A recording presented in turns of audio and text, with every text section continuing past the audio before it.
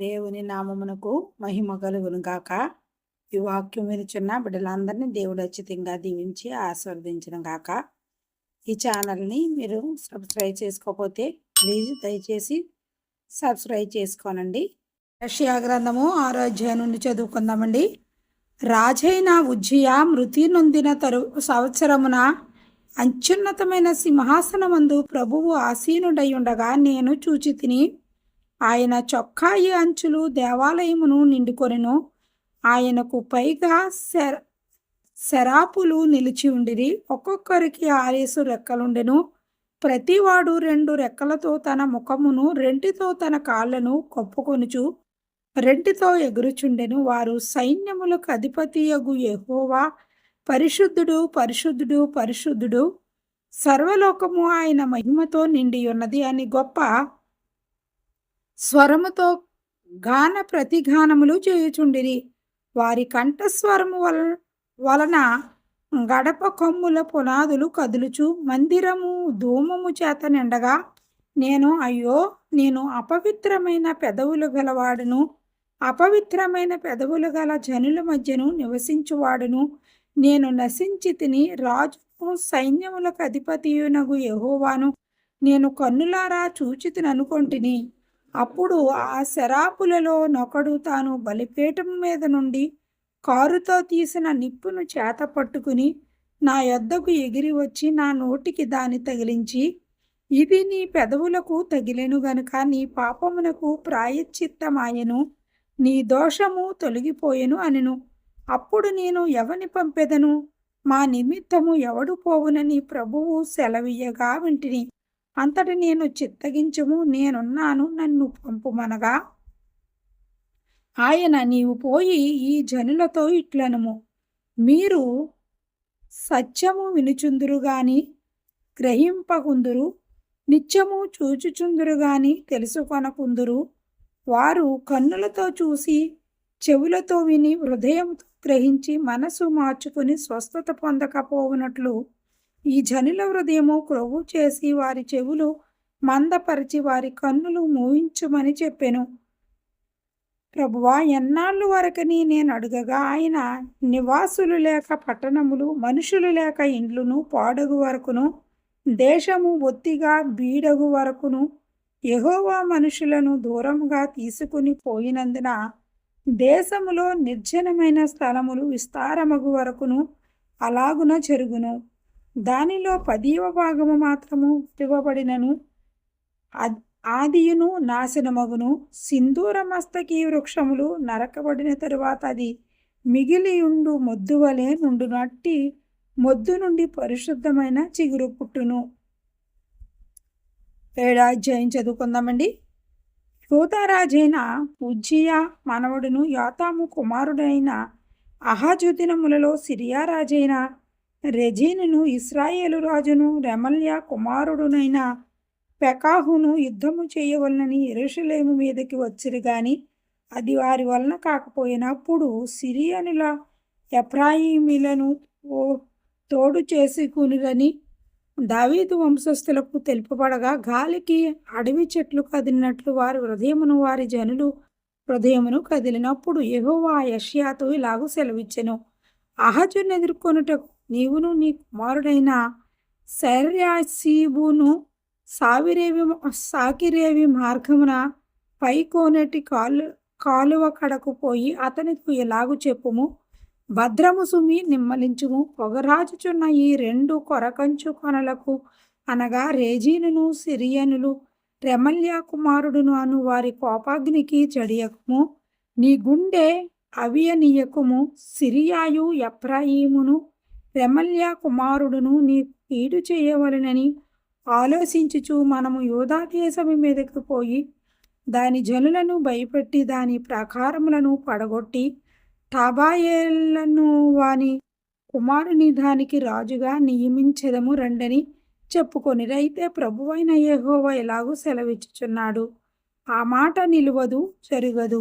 దమస్కు సిరియాకు రాజధాని, దమస్కునకు రెజీను రాజు 65 సంవత్సరములు కాకమునుపు ఎఫ్రాయిము జనము కాకుండా నాశనమగును. సోమ్రోను ఎఫ్రాయిమునకు రాజధాని, సోమ్రోనునకు రెమల్యా కుమారుడు రాజు. మీరు నమ్మకుండిన ఎడల స్థిరపడక ఇందురు. యెహోవా ఇంకను ఆహాజునకు ఇలాగు సెలవిచ్చెను, నీ దేవుడైన యెహోవా వలన చూచిన నడుగుము. అది పాతాళమంతా లోతైనను సరే, ఈర్ష్యలోకమంతా ఎత్తైనను సరే. ఆహాజు, నేను అడుగను, యెహోవాను శోధింపనని చెప్పగా అతడు ఇలాగు చెప్పెను, దావీదు వంశస్థులారా వినుడి. మనుషులను విసిగించుట చాలదనుకుని నా దేవుని కూడా విసిగింతురా? కాబట్టి ప్రభువు తానే ఒక సూచన మీకు చూపును. ఆలకించుడి. కన్యక గర్భవతి అయి కుమారుని కని అతనికి ఇమ్మానుయేలను పేరు పెట్టును.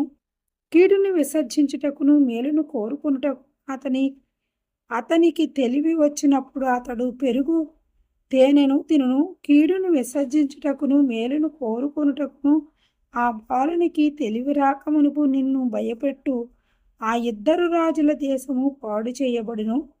యెహోవా నీ మీదకిని, నీ జనము మీదకిని, నీ పితరుల కుటుంబ వారి మీదకిని శ్రమ దినములను ఎఫ్రాయిము యూదా నుండి తొలగిన దినము మొదలుకొని నేటి వరకు రాని దినములను రప్పించు. ఆయన అస్సూరు రాజును నీ మీదకి రప్పించును. ఆ దినమున ఐగుప్తు నదిలో అంతమందున్న జోరీగలకు, అసూరు దేశములోని కందిరీగలను యెహోవా ఈల కొట్టి పిలుచును. అవి అన్నీ వచ్చి మెట్టల లోయలలోను, బండల సందులలోను, ముండ్ల పొదలన్నిటిలోను, గడ్డి బీళ్ళన్నిటిలోను దిగి నిలుచును.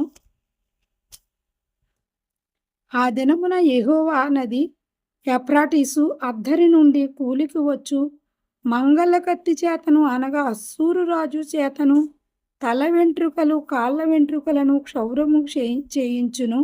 అది గడ్డము కూడాను గీసివేయును. ఆ దినమున ఒకడు ఒక చిన్న ఆవును 2 గొర్రెలను పెంచుకొనగా అవి సమృద్ధిగా పాలిచ్చినందున అతడు పెరుగు తినును. ఏలయనగా ఈ దేశములో విడువబడిన వారందరూ పెరుగు తేనెలు తిందురు. ఆ దినమున 1000 వెండి నాణ్యముల విలువగల 1000 ద్రాక్ష చెట్లుండు ప్రతి స్థలమున గచ్చ పొదలను బలు రక్కసి చెట్లును పెరుగును. ఈ దేశమంతయు గచ్చ పొదలతోనూ బలు రక్కసి చెట్లతోనూ నిండి ఉండును గనుక బాణములను విండ్లను చేత పట్టుకుని జనులు అక్కడికి పోవుదురు. పారచేత త్రవ్వబడుచుండిన కొండలన్నిటిలోనున్న బలురక్కసి చెట్ల భయము చేతను, గచ్చ పొదల భయము చేతను జనులు అక్కడికి పోరు. అది ఎడ్లను తోలుటకును గొర్రెలు త్రొక్కుటకును ఉపయోగమగును. 8వ అధ్యాయం చదువుకుందామండి. మరియు యెహోవా నీవు గొప్ప పలక తీసుకుని మహేరు షలాల్ హుష్ బజ్ అను మాటలు సామాన్యమైన అక్షరములతో దాని మీద వ్రాయము. నా నిమిత్తము నమ్మకమైన సాక్ష్యము పలుకుటకు యాజకుడైన ఉరియాను, యెబెరెక్యాము కుమారుడైన జకర్యాను సాక్షులుగా పెట్టెదని నాతో చెప్పగా నేను ప్రవక్త్రి యొద్దకు పోతిని. ఆమె గర్భవతి కుమారుని కనగా యెహోవా అతనికి మహేర్ షలాల్ హుష్ బజ్ అను పేరు పెట్టెను. ఈ బాలుడు నాయనా అమ్మ అని అననేరక మునుపు అసూరు రాజును అతని వారును దమస్కు యొక్క ఐశ్వర్యమును, సోమ్రోను దోపుడు సొమ్మును ఎత్తుకుని పోవుదురనెను.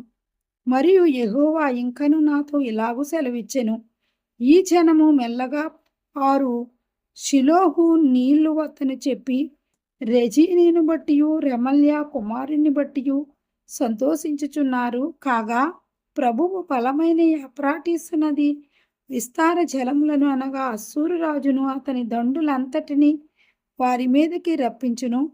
అవి దాని కాలువలన్నిటికీ పైగా పొంగి ఒడ్డులన్నిటి మీదను పొర్లిపారును. అవి యూదా దేశంలోనికి వచ్చి పొర్లి ప్రవహించును. అవి కుతికల లోతగును. ఇమ్మానుయేలు పక్షి తన రెక్కలు విప్పునప్పటి వలె దాని రెక్కల వ్యాపకము నీ దేశ వైశాల్యమంతటను వ్యాపించును.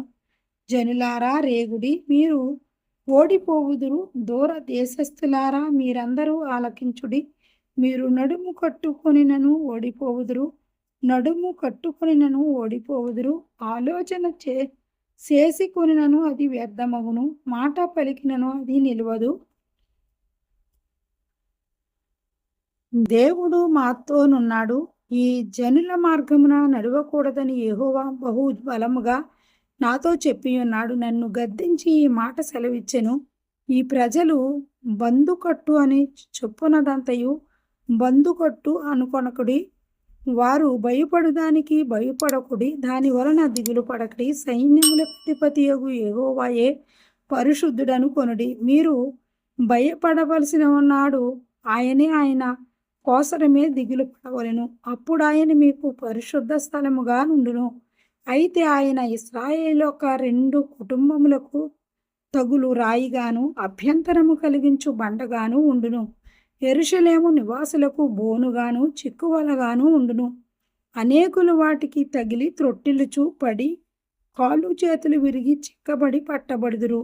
ఈ ప్రమాణ వాక్యమును కట్టుము, ఈ బోధను ముద్రించి నా శిష్యులకు అప్పగింపుము. యాకోబు వంశమునకు తన ముఖమును మరుగు చేసుకొని యెహోవాను నమ్ముకొను. నేను ఎదురు చూచుచున్నాను, ఆయన కొరకు నేను కనిపెట్టుచున్నాను.